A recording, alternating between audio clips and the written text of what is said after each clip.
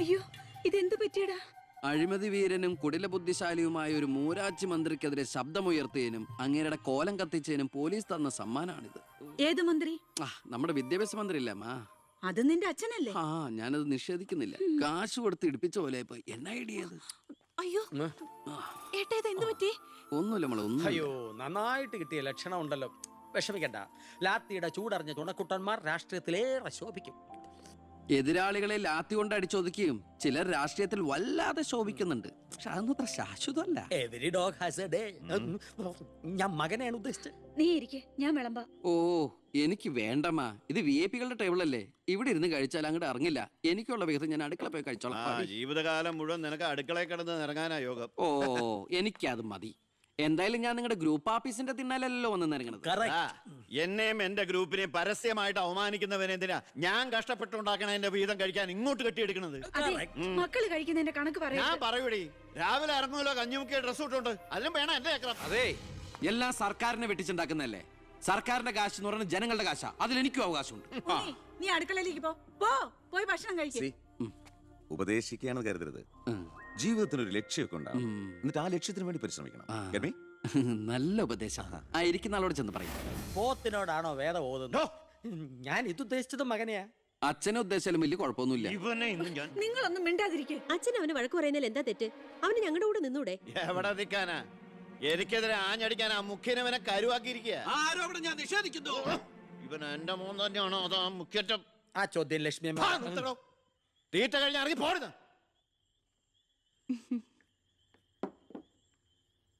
നിനക്ക് അവിടെ പോയിരുന്ന അവരോട് കഴിച്ചാൽ എന്താ? എനിക്ക് അവരോട് ഇരുന്ന് ശരിയാവില്ല ഏട്ടാ. അവരൊക്കെ വലിയ വലിയ കാര്യങ്ങളെ പറയണേ. എനിക്കതൊന്നും മനസ്സിലാവില്ല. എടി, അവരെന്താ പറയണേന്ന് അവർക്ക് എന്നെ മനസ്സിലാവണില്ല. അതാ നിനക്ക് മനസ്സിലാവാത്തത്. അതെന്താ നീ മനസ്സിലാക്കാത്തേ? ചുമ്മാ ഇരിയേട്ടാ.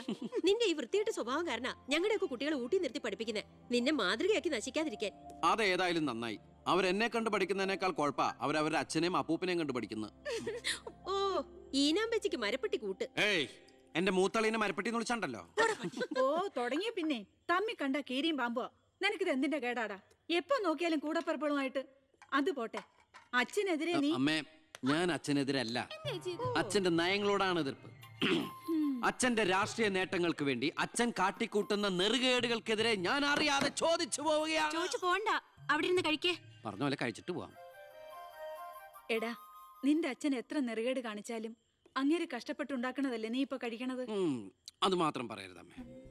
അമ്മേ, ഞാൻ കഴിക്കണത് അമ്മയ്ക്കുള്ള കഞ്ഞിയുടെ ഒരു വിഹിതമാണ്. എനിക്കൊരു നല്ല കാലം വരുമ്പോ ഞാൻ ഈ കഞ്ഞി മുഴുവൻ അമ്മയ്ക്ക് ചോറായിട്ട് തിരിച്ചു തരും. അതുവരെ എന്റെ വയറിനൊരു ലോൺ. എനിക്കും എന്റെ ജീവൻ നിലനിർത്തണ്ടേ അമ്മേ?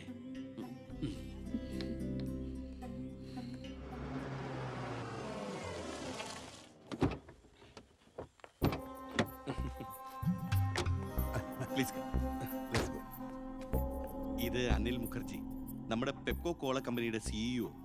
ഈവനിംഗ് ഫ്ലൈറ്റിന് ഡൽഹിയിൽ നിന്ന് വന്നതേ ഉള്ളൂ. അത് ശരി. This is my co brother collector Gopinath. Oh, hello. How are you? Fine. ഞാൻ പറഞ്ഞിരുന്നില്ല അച്ഛാ, ഇവരൊരു പുതിയ പ്ലാന്റ് കൂടി ഓപ്പൺ ചെയ്യുന്ന വിവരം. അയ്യോ, അത് ഉടനെ വേണോടാ. ഇപ്പൊ തന്നെ കോട്ടപ്പുറത്ത് കുടിവെള്ളമില്ലെന്നും പറഞ്ഞ് ജനങ്ങൾ മുറവിളി കൂട്ടുക. ഇനിയിപ്പോ 50 കിലോമീറ്റർ ചുറ്റളവിൽ ഭൂഗർഭജലം വലിച്ചെടുക്കുന്ന പുതിയ പ്ലാന്റ് കൂടി തുറന്നാൽ ജനവിളകും. ഹേ, അതൊക്കെ ആരറിയാൻ പോകുന്ന വെച്ചാ? കുടിവെള്ള ക്ഷാമത്തിന് സർക്കാർ ചെലവില് നമ്മൾ ടാങ്കറിൽ വെള്ളം അടിക്കും. എന്നാലും അല്ല അച്ഛാ, പെർമിഷൻ കൊടുക്കാന്ന് പറഞ്ഞൊരു 2 കോടി രൂപ ഞാൻ ഇവരുടെ കയ്യിൽ നിന്ന് വാങ്ങിയിരുന്നു. ചെറാക്കുളം ഫൈനാൻസേഴ്സിന്റെ കാസർഗോഡ് ശാഖ തുടങ്ങിയത് ആ പണം കൊണ്ട്. അച്ഛന് താല്പര്യമില്ലെങ്കിൽ ഞാൻ ആ പണം പിൻവലിച്ച് തിരിച്ചു കൊടുത്തേക്കാം. അത് വേണ്ട. പിന്നെ ആ വ്യവസായ മന്ത്രി ദിവാകരന് ഒരു തുക കൊടുക്കേണ്ടി വരുമെന്ന് പറഞ്ഞേക്ക്. കൺഫേം. Thank you. എല്ലാം കേട്ടു, ഒന്നും നടക്കില്ല. Good night.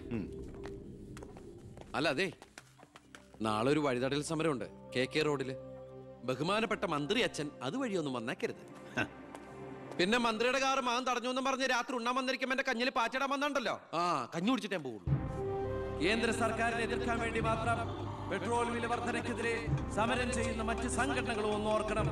അവരുടെ സർക്കാർ ഭരിച്ചിരുന്നപ്പോഴും ഇവിടെ അടിക്കടി വില വർദ്ധിപ്പിച്ചിട്ടുണ്ടെന്ന് എന്ന് കരുതി കേന്ദ്ര സർക്കാരിനെ ന്യായീകരിക്കുകയല്ല ഞാൻ.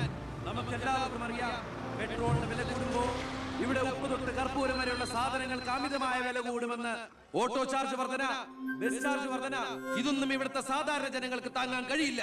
എന്നും സാധാരണക്കാർക്ക് വേണ്ടി നിലകൊള്ളുന്നവരാണ് നമ്മൾ. ഭരണകക്ഷിയായാലും നമ്മൾ ഇത് ഇപ്പോഴൊന്നും തീരുന്ന ലക്ഷണമില്ല. ഇപ്പൊ തന്നെ ലേറ്റാ. ഇന്ന് പരീക്ഷാ ദിവസമായിട്ട് ടീച്ചറെ ഒന്ന് പറഞ്ഞു നോക്കിയാലോ? ഞാൻ പറയാം. 947 നമ്മുടെ മഹാത്മജി നമുക്ക് വാങ്ങിത്തന്ന സ്വാതന്ത്ര്യം നീണ്ട സമരങ്ങളിലൂടെയാണ്. നിങ്ങൾ വാഹനങ്ങൾ കടത്തിവിടണം. ഇതൊരു പബ്ലിക് റോഡല്ലേ? ഇതൊരു പബ്ലിക് മാറ്ററാ. പബ്ലിക്കും കൂടി സഹകരിക്കേണ്ട വിഷയം. പബ്ലിക്കിനെ ബുദ്ധിമുട്ടിച്ചിട്ടാവരുത് വഴിയോര പ്രസംഗം. ഇങ്ങനെ നടുറോഡിൽ വെച്ചിട്ടാണോ പബ്ലിക് മീറ്റിംഗ് നടത്തുക? പബ്ലിക്കിന് വേണ്ടിയിട്ടാണ് മാഡം പബ്ലിക്കായ കാര്യങ്ങൾ പബ്ലിക്കായി പറയുന്നത്. ഇത് പബ്ലിക്കിന്റെ മുന്നിൽ വെച്ച് പബ്ലിസിറ്റിക്ക് വേണ്ടി ഉണ്ടാക്കുന്ന പബ്ലിക് ന്യൂസൻസ് ആണെന്ന് പബ്ലിക്കിന് മൊത്തം അറിയാം. ഏതാ ഈ പബ്ലിക്? ചുമ്മാ ഒരു കാര്യമില്ലാതെ ഒരു ഉടക്ക്. ഒരു കാര്യമില്ലാണ്ട് ഉടക്കാൻ പെങ്ങളെന്താ പ്രതിപക്ഷ നേതാവിന്റെ മോളാണോ? എന്താ പെങ്ങളുടെ പ്രശ്നം? നിങ്ങൾക്ക് ഇതുപോലെ ഓഡിറ്റോറിയത്തിൽ വെച്ച് നടത്തിയാൽ എന്താ? എഴുതി വെച്ചിരിക്കണ കണ്ടില്ലേ? വഴിതടയൽ സമരം ഒന്ന്. വഴിതടയൽ സമരം എങ്ങനെ ഓഡിറ്റോറിയത്തിൽ വെച്ച് നടത്തണത്? എന്റെ കുട്ടികൾക്ക് ഇത് പരീക്ഷയാണ്. എന്നിട്ട് കുട്ടികളെ ബസ്സില് ഓ എന്റെ ഈശ്വര, ഒരു വണ്ടി നിറയെ കുട്ടികളോ?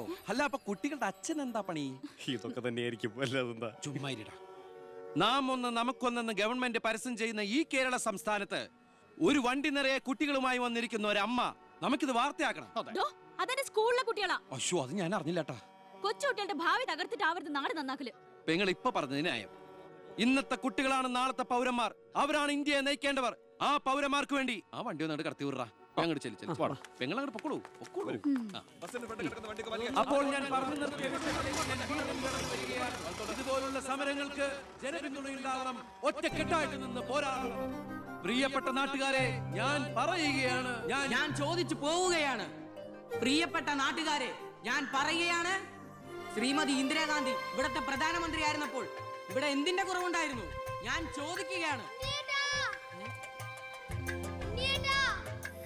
എന്താടി? അയ്യോ, ഇത് പിടിച്ച്. അതെ, നിങ്ങളെല്ലാരും ഇവിടെ ഇരി, ഞാനിപ്പോ വരാം. പിന്നെ കയറിക്കോ.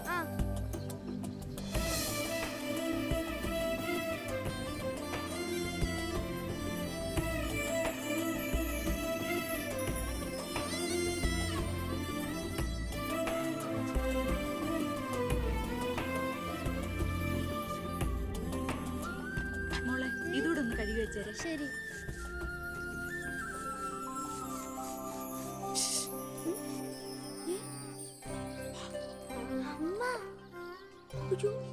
ഇനി മോള് പോയി പഠിച്ചോളൂ, അമ്മ കഴിക്കോളാം. ശരി. എന്താ? ഇതേ ആരും കാണാതെ വേണം വായിക്കാൻ.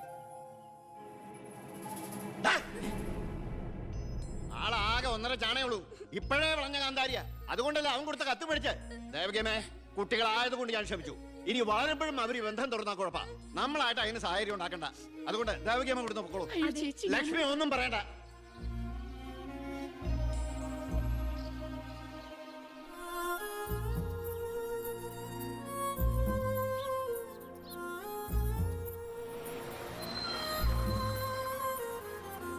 ടീച്ചറെ, സ്കൂളെത്തി, ഇറങ്ങണ്ടേ?